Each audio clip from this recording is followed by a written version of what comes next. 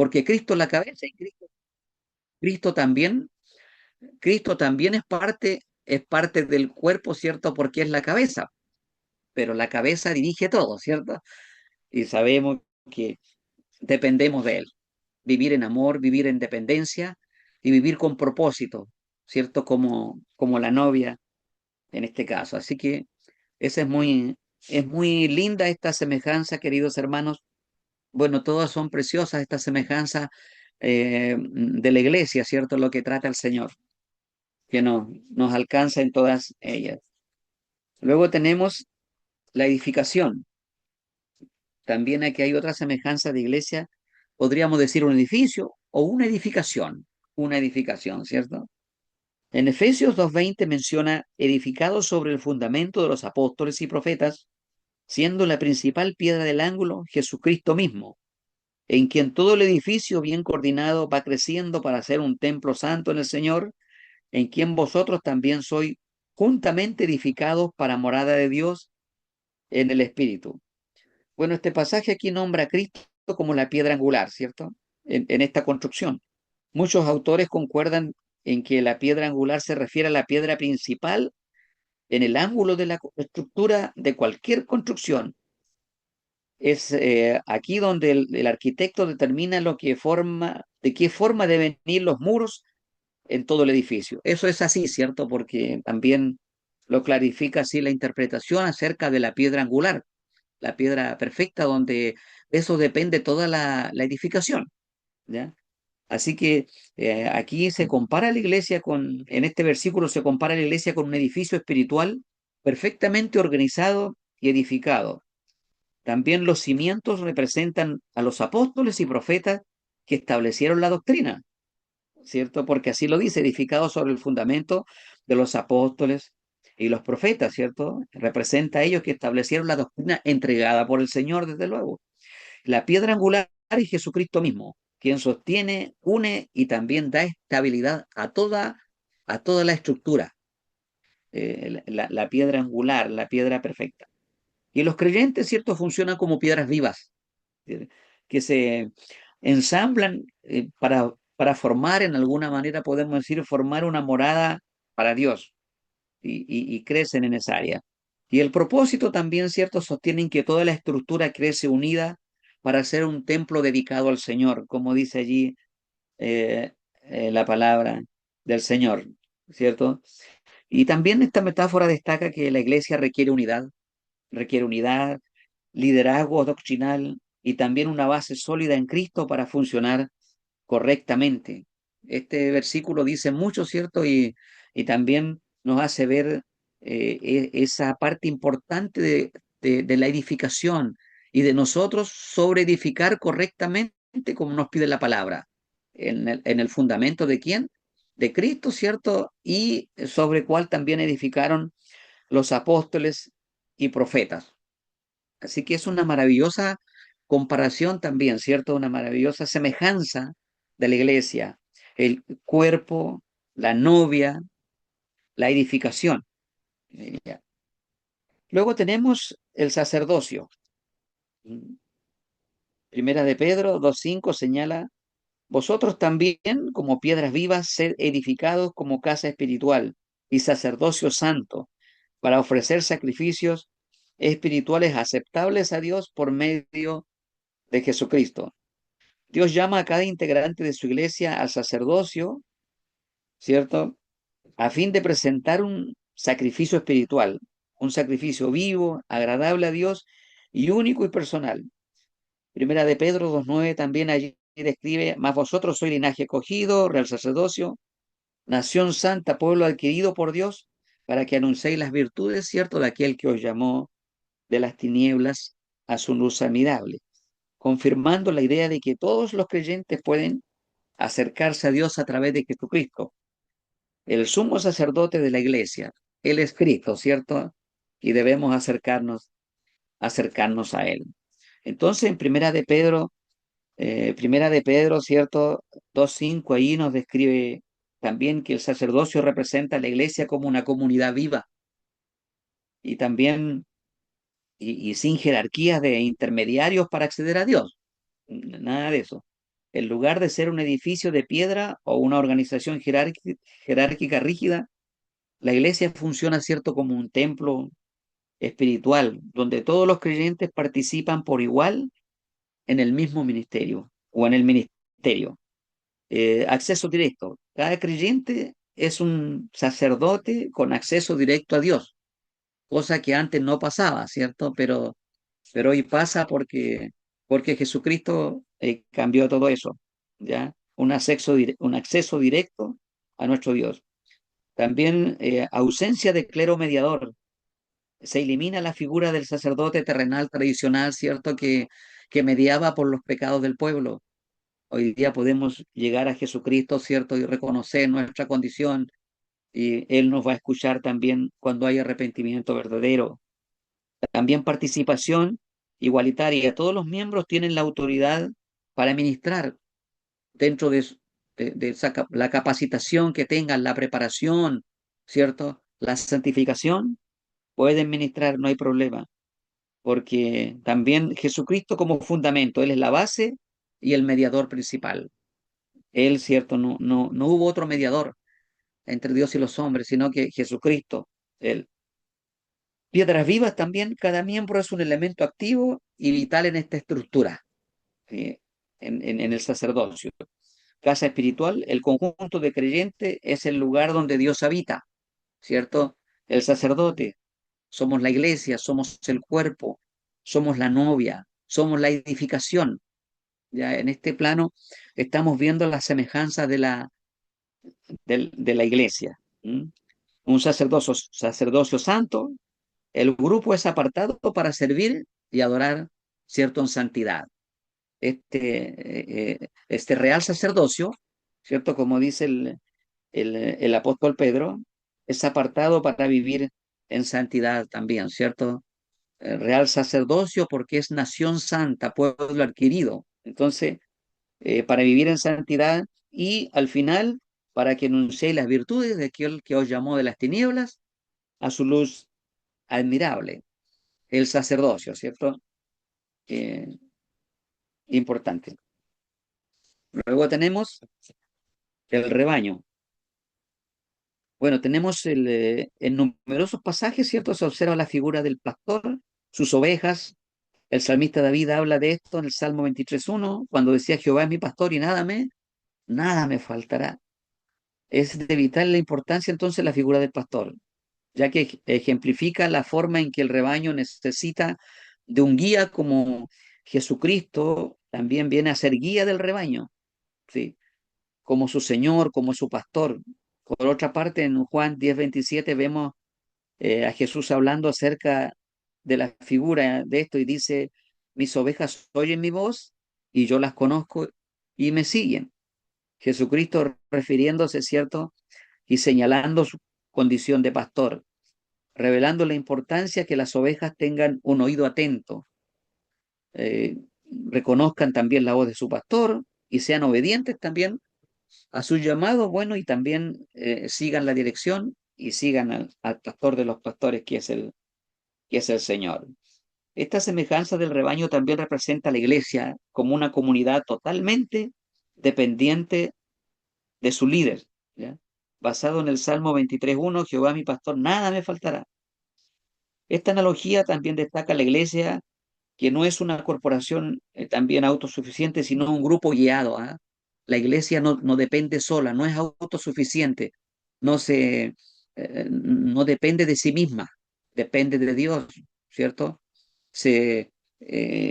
Digamos así, se necesita del Señor, no puede estar aparte de Dios, no es independiente, ¿cierto? De ninguna manera, ¿ya? Entonces, destacar esto es muy importante. Algunas principales características respecto al rebaño: hay una máxima dependencia, ¿cierto? Las ovejas necesitan una guía constante. También todos los miembros siguen a un solo pastor, ese es Jesucristo, no puede haber otro, no podemos tener otro.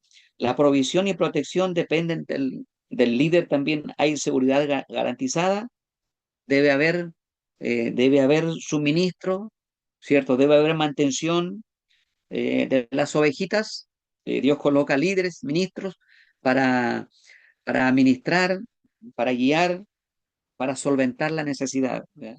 También hay una relación personal. Cada creyente tiene un cuidado individual. Eso es muy importante porque también este pastor es muy personal.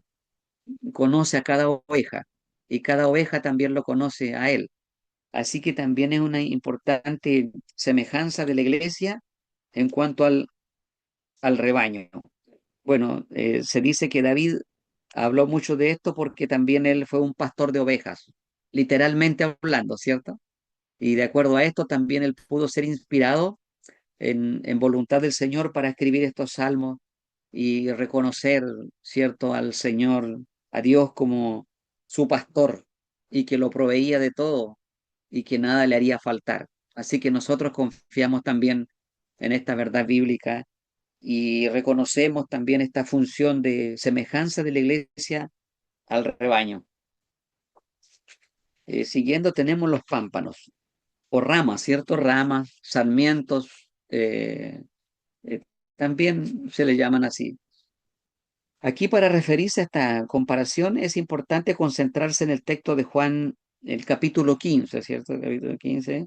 En este pasaje Jesús habla acerca de una relación con los creyentes, donde menciona que Él es la vid verdadera y el Padre el que hace del labrador, ¿cierto?, de la tierra, para que pueda haber fruto.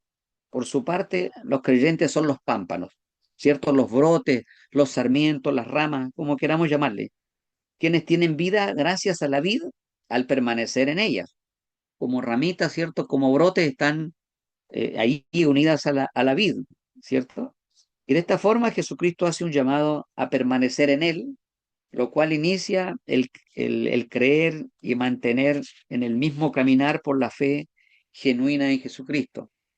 Esta también es muy recurrente este tipo de enseñanza, ¿cierto? Porque es maravillosa entender con cuánto necesitamos del Señor y de depender de Él y estar unidos a Él, ¿sí? Entonces, basado en este capítulo, donde Jesús se describe como la vid verdadera, se describe así, ¿cierto?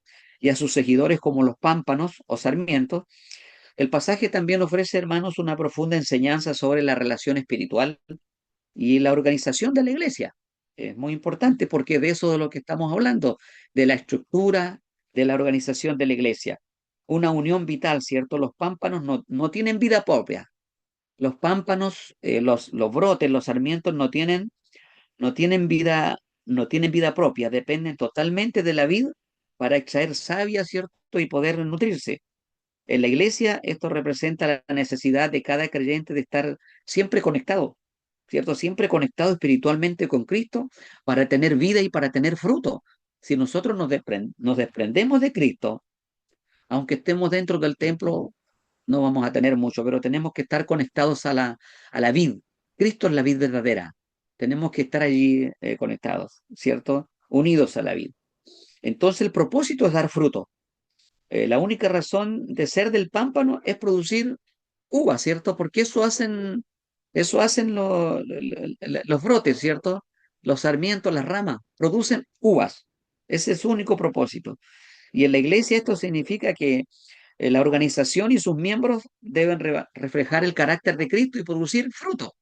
Tenemos que producir frutos de amor, de gozo, de paz, de servir a los hermanos, servir al prójimo. Esa también es nuestra función. Tenemos que llevar vida fructífera. También una dependencia absoluta, ¿cierto? Así como los pámpanos dependen de la vid, ¿cierto? De las vides. También Jesús afirma categóricamente esto.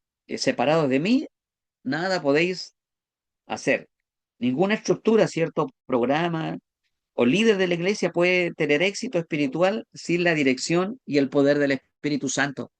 Cualquier ministerio que se dé dentro de la iglesia no va a tener éxito si no es guiado por el Señor, si no está unido a Cristo.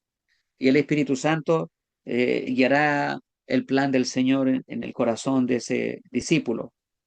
También hay un proceso de poda, ¿cierto? Recordemos, el viñador trabaja con los pámpanos para que dé más fruto, los limpia, ¿cierto? Lo mismo hace el Señor con nosotros, ¿cierto? Trabaja con su iglesia, trabaja con los pámpanos, los limpia. En el contexto de la iglesia esto simboliza, a veces hay pruebas, a veces hay correcciones, hay procesos que Dios permite que vivamos también y Dios ahí nos está podando, nos está limpiando, ¿cierto? Preparándonos para dar fruto y para dar más fruto. Entonces, y hacer esto es efectivo para nuestro Dios. También hay unidad en medio de esta diversidad. Todos los pámpanos forman parte de la misma vid, ¿cierto? De la misma planta, en este caso en la iglesia. Todos y comparten la misma vida, Cristo, ¿cierto? Cristo es la vid. Esto enseña que aunque los miembros de la iglesia tengan diferentes roles, ¿cierto? O dones, todos pertenecemos al mismo cuerpo y debemos trabajar de la misma forma y con la misma armonía también, hermanos. Trabajar de la misma forma me refiero con el mismo interés para dar el fruto. Entonces, tenemos allí pámpanos o ramas. También es una importante semejanza, ¿cierto?, a la iglesia y muy maravillosa. Se pueden extraer maravillosa enseñanza de este modo. También tenemos otra, otra semejanza, ¿cierto?, en cuanto a los líderes de perdón, la punto 3, el líderes de la iglesia para sacar algunos o parte de la estructura de la iglesia como líderes de la iglesia. Y para eso tenemos ahí en Hebreos capítulo 13, verso 17, indica, obedeced a vuestros pastores y sujetaos a ellos, porque ellos velan por vuestras almas como quienes han de dar cuenta para que lo hagan con alegría y no quejándose, porque esto no es provechoso. Bien, también, ¿cierto? Cuando hablamos de los líderes de la iglesia, Hebreos nos da a conocer esto, ¿cierto? Que describe a líderes de la iglesia como pastores, como guías espirituales, ¿cierto? Que rinden cuenta a Dios por el cuidado también de la congregación, de la comunidad cristiana. Hay una autoridad pastoral, los líderes guían, también enseñan, velan por el bienestar espiritual de los creyentes. Esa es la función, ¿cierto?, de un pastor. También hay una respuesta de la iglesia. Se exhorta a los miembros a ser obedientes, sumisos y cooperativos con la autoridad. Ser cooperativos con la autoridad, colaborar, ¿cierto?, de manera eficiente en ese labor tan importante del pastor. También debe haber una motivación. El liderazgo también se ejerce con la responsabilidad de dar cuenta a Dios, buscando que el trabajo de los líderes sea una alegría y no una carga. Eso es importante. Debe llegar a ser eso, una alegría para cada líder, para cada pastor, el poder ministrar, el poder cumplir la función que el Señor les delega, hacerlo con alegría, con motivación y encontrar que es una bendición y no una carga. Entonces este versículo establece eso, ¿cierto? La estructura del cuidado mutuo, donde los líderes sirven responsablemente y la congregación responde también, ¿cierto? Con respeto y con sujeción, porque ese es el plan de esto. Entonces, en cuanto a este trabajo, ¿cierto?, de líderes en la iglesia tenemos, que pueden haber muchos, pero aquí tenemos mencionado a los ancianos, que obviamente no vamos a leer los versículos, hermanos, porque nos va a llevar mucho tiempo allí, ¿cierto? No nos va a alcanzar el tiempo, pero vamos a leer este párrafo y vamos a considerar algunas cosas algunas cosas importantes en cuanto a esto. Los ancianos, estamos en el punto 3, la letra A. Existe este término para identificar la función de ancianos, referida a quienes tienen un rol directivo espiritual en la iglesia, producto de un llamado. Experiencia también, cierto, madurez en el caminar de la vida cristiana. Se habla acerca de ello refiriéndose a quienes han sido cristianos durante mucho tiempo, ¿cierto? Llevan cierto tiempo, ¿cierto?, sirviendo al Señor y han logrado tener madurez y todo aquello. Se puede usar en el sentido literal para referirse a una persona mayor. Bueno, allí en Primera de Timoteo, ahí dice Tito, pero es Primera de Timoteo, hermano, porque Tito no tiene primera. ¿Ya? Ahí hay un error de escritura. ¿Ya? Primera de Timoteo, ya 5:1-2. Allí también se refería a los ancianos, pero ancianos de edad, ¿cierto? No aquellos que puedan llegar a tener un cargo directivo, un cargo espiritual, como un anciano de la iglesia, ¿cierto? Tipo presbítero, ¿cierto? No, se está refiriendo a los ancianos a los cuales hay que respetar a los ancianos de edad, literalmente hablando, ancianos, ¿cierto? Con una edad avanzada o ancianas, que hay que tener respeto con ellos. Es diferente el término. Pero de la misma forma también puede ser utilizado para referirse a alguien con sentido figurado. Por ejemplo, los miembros del Sanedrín, ahí también ustedes cuando tengan tiempo, desen el tiempo para también tomar parte en estas lecturas porque puede estar ahí en el examen y no los confundan los versículos, ¿ya? Eso es importante. Los líderes de la iglesia también se caracterizan por la dignidad y madurez del cargo que los faculta para tomar decisiones, ¿ya? Esa también es la función de un anciano, ¿cierto? Con madurez, ¿cierto? También toman decisiones, ofrecen consejos y, y también oran por los enfermos. Se refieren a quienes también alimentan y cuidan el rebaño de Dios, que le confió también a ellos, asemejándose a la labor de un pastor. O sea, la labor de un anciano es semejante a la labor de un pastor también. ¿Ya? También encontramos los requisitos de los ancianos mencionados como obispos en algunos casos. En alguna mayoría se refieren a llevar una vida ejemplar. La Biblia señala que han sido llamados a pastorear el rebaño, enseñar, liderar en general o gobernar. Ya tiene, o sea, el anciano tiene múltiples funciones. ¿Ya? Los ancianos son líderes espirituales encargados de supervisar, pastorear, administrar la congregación. La Biblia establece que este liderazgo en forma colegiada, es decir, un grupo de hombres calificados en un lugar de una sola persona, cumple muchas funciones el anciano, es reconocido por eso. Supervisión y cuidado, tiene responsabilidades de guiar miembros, protegerlos espiritualmente, también estar preocupado de ellos. En Hechos 20:28 manda, mirad por vosotros y por todo el rebaño, y quien el Espíritu Santo os ha puesto por obispos para apacentar la iglesia del Señor. También se les, se le proponía, en el Nuevo Testamento, en los Hechos, se le proponía el nombre de obispos también a los ancianos. Enseñanza también y sana doctrina. Debían instruir la iglesia y defender también la fe frente a enseñanzas distorsionadas o falsas enseñanzas. ¿Sí? En Tito 1:9 dice que exige que el anciano sea retenedor de la palabra fiel, tal como ha sido enseñada, para que también pueda exhortar con sana doctrina. O sea, tiene que ser una persona que tenga una buena conducta, ¿cierto? Una persona que sea sana en muchas áreas y que también tenga la capacidad de hacerlo y no solo la capacidad, ¿cierto? Sino que dé frutos para ello.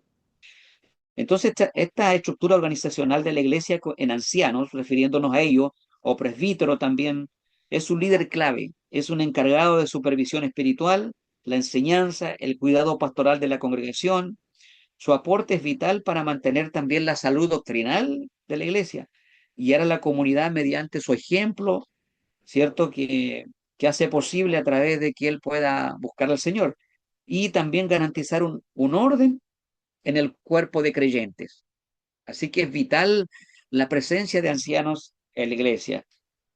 También son guía espiritual, orientan el crecimiento a los miembros y también fomentan el discipulado. Desea que todos crezcan, desea que todos participen del crecimiento.